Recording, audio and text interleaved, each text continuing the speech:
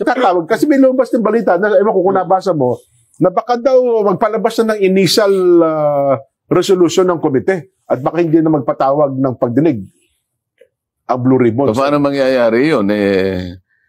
Yun lamang mga binanggit ni Chairman Panfilo Lacson ng Blue Ribbon Committee. Opo. Halos sa 10, 2 pa lang ang natawag eh. Mahigit na 10 yung mga in-implicate niya ron ng mga construction companies.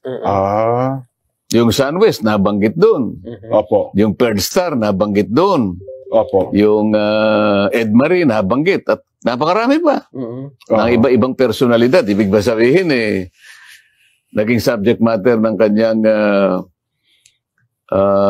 maramdaming privilege speech na kumpleto ang cinematography. Sound effects. May sound effects, meron pang screenplay. Ibig sabihin, hindi napapasadahan yung mga yon? Baka kasi ang pagkakarinig ko, Sen, ay may hinihintay na ebidensya o testigo. nga, na-interview siya. Mukhang baka daw po may mga hinihintay pang development. Development. Kung